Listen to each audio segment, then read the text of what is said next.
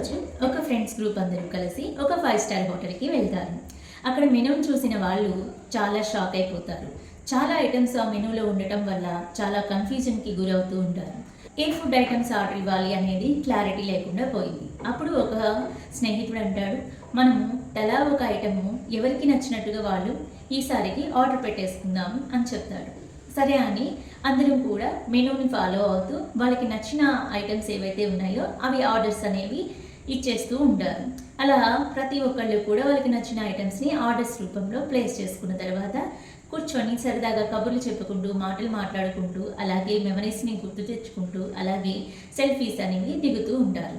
ఈ తరుణంలో అందరూ కూడా ఎవరికి తగ్గ ఐటమ్స్ వాళ్ళందరికీ కూడా టేబుల్ దగ్గరికి వచ్చేస్తూ ఉంటాయి.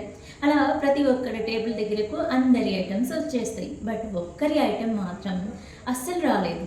ఎంతసేపు చూసినా కూడా రాలేదు. అక్కడికి ఒక వెయిటర్ వచ్చిన తర్వాత అడుగుతారు, నా ఐటమ్ ఇంకా రాలేదు అండి, కొంచెం వెయిట్ చేయండి సార్ అని చెప్తారు. సరే అని చెప్పేసి ఒక 10 నిమిషాల తర్వాత మళ్ళీ ఒక వెయిటర్ వచ్చిన తర్వాత నా ఆర్డర్ ఇంకా రాలేదు అని అడుగుతుంటే మళ్ళీ ఇంకొక 10 నిమిషాలు వెయిట్ చేయండి అని అలా 10 నిమిషాలు వెయిట్ చేపిస్తూ ఉండగా ఇక్కడికి వచ్చిన ఫ్రెండ్ సర్కిల్లో వాళ్ళందరి భోజనాలు కూడా కంప్లీట్ అవ్వడానికి వచ్చేస్తాయి. ఇక విసుగు చెందిన ఆ ఫ్రెండ్ ఏం చేస్తాడు అంటే, ఇక నేనేమి తినను, నాకేమి ఫుడ్ వద్దని చెప్పేసి ఆలోచించుకొని కూర్చుంటాడు. లాస్ట్ ఫైనల్గా ఆ హోటల్ మేనేజర్ అలాగే ఆ షెఫ్ ఎవరైతే ఉంటారో వాళ్ళందరూ కూడా అలాగే వెయిటర్స్ అందరూ కూడా వచ్చేసి చక్కగా ఆ డిష్ అనేది ప్లేట్లో చక్కగా సర్వ్ చేసుకొని తీసుకొస్తారు. చూసిన వాళ్ళందరికీ మతిపోతుంది.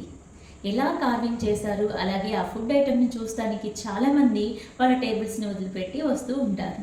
చుట్టుపక్కల వారంతా కూడా ఆ ఫుడ్ ఐటమ్ని సెల్ఫీ తీసుకోవటము లేదంటే పిక్స్ తీసుకోవటం చేస్తూ ఉండగా ఆ ఫుడ్ ఐటమ్ డైరెక్ట్గా ఎవరైతే వెయిట్ చేశారో అతని దగ్గరికి వచ్చి, థ్యాంక్ యూ సార్, మీరు ఇప్పటివరకు వెయిట్ చేసినందుకు, ఇది మా హోటల్లో సిగ్నేచర్ డిష్ అండి, ఎవరైతే ఈరోజు మెనూలో దీన్ని సెలెక్ట్ చేసుకుంటారో వాళ్ళకి ఫ్రీ ఆఫ్ కాస్ట్తో ఈ ఫుడ్ అనేది సర్వ్ చేయడం జరుగుతుంది. అయితే ఈ ఫుడ్ అనేది చాలా ప్రత్యేకం, దీన్ని వండటానికి అలాగే సర్వ్ చేయడానికి కార్వింగ్ చేయడానికి చాలా టైం పడుతుంది, అందుకే ఇంత టైం పడుతుంది కాబట్టి ఈ ఫుడ్ని ఇంత తొందరగా తీసుకురాలేకపోయాము అని చెప్పేసి ఇస్తూ ఉండగా అందరూ ఆశగా ఆతృతగా ఎదురు చూస్తూ ఉంటారు. వాళ్ళు తీసుకున్న ఫుడ్ ఐటమ్స్ కన్నా ఈ ఫుడ్ అనేది చాలా చాలా అందంగా ప్రెట్టీగా కనిపించింది. అందరూ చూస్తూ ఆశ్చర్యపోతూ ఉంటే తను మాత్రం ప్లేట్లో తీసుకొని తింటూ దాన్ని ఎంజాయ్ చేస్తూ ఉంటాడు. సో ఈ కథ ద్వారా మనకు అర్థమైంది ఏంటి అంటే, ఎప్పుడూ కూడా పేషెన్సీ అనేది చాలా ఇంపార్టెంట్. అన్ని విషయాల్లో మనం పేషెన్సీ ఉండాలి తప్పనిసరిగా అనేది ఎందుకు అంటే, ఈ రకంగా మనకి కొంచెం లేట్ అయినా సరే మనకి వచ్చే రిజల్ట్ అనేది అద్భుతంగా ఉండడానికి ఒక్కోసారి మన రిజల్ట్ అనేది ఈ విధంగా టైం తీసుకుంటూ ఉంటుంది. సో పేషెన్సీతో ఉండటం అనేది చాలా చాలా ఇంపార్టెంట్.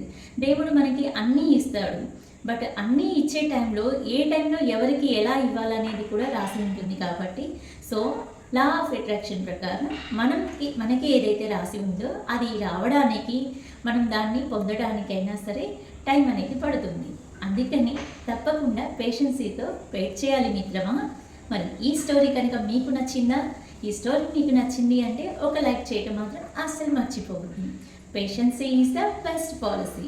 ఎందుకు అంటే చెప్పుకున్నాం కదా, ప్రతి 100 మందిలో కూడా ఒకే ఒక అదృష్టవంతుడు ఉంటాడు. ఆ అదృష్టవాన్ని పరీక్షించుకోవాలి అంటే మనకి పేషెన్సీ అనేది చాలా అవసరం. ఏ టైంకి తగ్గట్టుగా ఆ టైం అనేది మనకి రావాలి అంటే మనము ఎంత ఓర్పుగా నేర్పుగా ఉంటున్నాం అనేది కూడా చాలా చాలా అవసరం. మరి మీరు కూడా ఇలా పేషెన్సీతో ఉంటారు కదా, సహనాన్ని కోల్పోవద్దు, అసహనంగా ఫీల్ అవ్వద్దు. ఎందుకంటే మనకు వచ్చే రిజల్ట్ వండర్స్గా క్రియేట్ చేసుకోవడానికి మనం రెడీగా ఉండాలి. కాబట్టి అది మన దాకా రావడానికి కొంచెం టైం అనేది పడుతుంది. సో వెయిట్ చేద్దాం మిత్రమా.